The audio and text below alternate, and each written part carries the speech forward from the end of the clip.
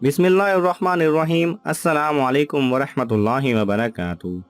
दोस्तों, कहा जाता है कि एक बार एक नौजवान लड़का बहुत ज़्यादा बीमार पड़ गया और उसके बचने की उम्मीद दिखाई नहीं दे रही थी।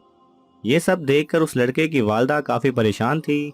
उसकी माँ ने अपने बेटे की ज़िंदगी के लिए अपने रब से एक मन्नत मांगी कि ऐ अल्लाह, तू मेरे बेटे को सेहत याब कर दे। अगर मेरे बेटे को उसकी ज़िंदगी वापस मिल गई तो मैं 7 दिनों के लिए ये दुनिया छोड़ दूंगी। दोस्तों, अल्लाह की करनी ऐसी हुई कि उसका बेटा फिर से सेहत याब हो गया और अल्लाह सुब्हानहू व तआला ने उसे शिफा याब कर दिया। अब उसका मरीज बेटा बिल्कुल ठीक हो गया, लेकिन उस औरत ने अपनी मांगी हुई मन्नत को पूरा ना किया। कुछ दिनों के बाद उस औरत ने ख्वाब में देखा कि एक बुजुर्ग आता है जो कि उससे कहता है कि ऐ अल्लाह की बंदी, तूने जो मन्नत मांगी थी तू उसे पूरा क्यों नहीं करती।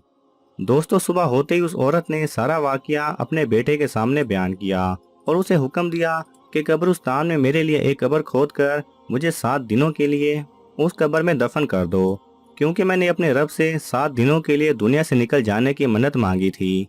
लड़का पहले तो ये सुनकर बहुत परेशान हुआ, पर अपनी माँ के बार बार इसरार करने पर उसने अपनी माँ के हुक्म की तामील करते हुए एक कब्र खोदी और उसमें अपनी माँ को जिंदा दफन कर दिया।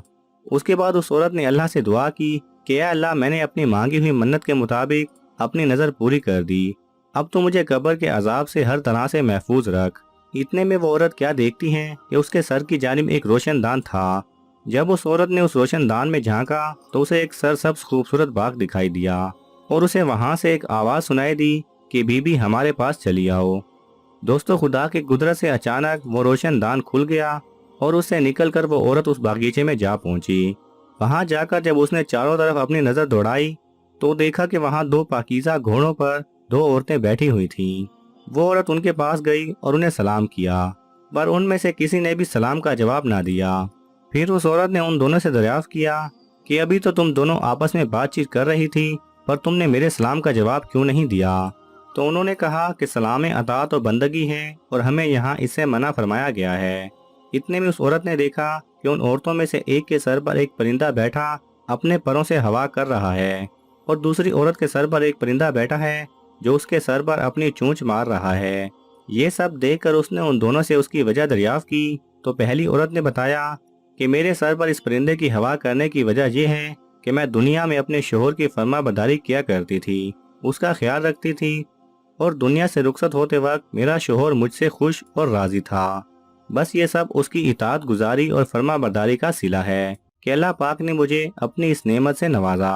फिर दूसरी औरत ने अपने सर पर बैठे परिंदे के चोंच मारने की वजह बताते हुए कहा कि मेरी इस सज़ा की वजह यह है कि मैं तो नेक बख्त थी, मगर शोहर की फरमाबरदारी ना करती थी, उसके साथ लड़ती झगड़ती थी और जब मैं दुनिया को छोड़कर जा रही थी तो उस वक्त मेरा शोहर मुझसे नाखुश और नाराज था।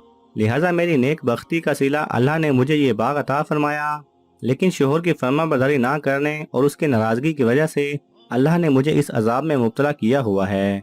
मैं तुमसे एक दरख्वास्त करती हूँ कि जब तुम दुनिया में वापस जाओ तो मेरे शोहर से मेरी सिफारिश करना। उम्मीद है कि वो मेरे अजाब के बारे में सुनने के बाद मुझे मुआफ़ करने के लिए राज़ी हो जाएगा और मुझे दिल से मुआफ़ कर देगा। चुनाचे जब उस औरत के 7 दिन गुजर चुके तो उन दोनों औरतों ने उससे कहा कि देखो, अब तुम अपनी कब्र में वापस चले जाओ, तुम्हारा बेटा आया हुआ है। जब वो औरत अपनी कब्र में वापस गई तो मालूम हुआ कि वो लड़का कब्र खोद रहा है।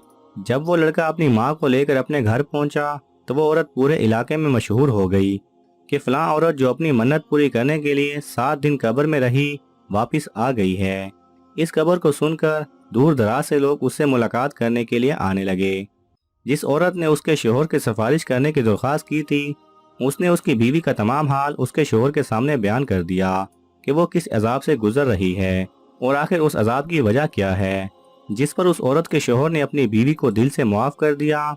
कुछ दिनों बाद उस औरत ने ख्वाब में देखा कि वो औरत जो बागीचे में अपने शोहर की नाफरमानी करने पर अजाब में मुब्तला थी, अब अल्लाह पाक ने उसे उस अजाब से निजात दे दी है और वो शुक्रिया अदा करने के लिए उसके ख्वाब में आई और कहने लगी, ऐ बीबी, तेरी वजह से मुझे इस अजाब से छुटकारा मिल गया है। अल्लाह पाक तेरे भी तमाम गुनाह मुआफ़ करे और तुझे इसकी बेहतर जज़ा अता फरमाए।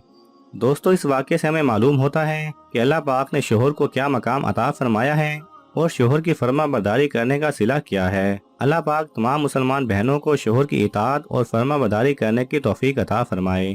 آمین۔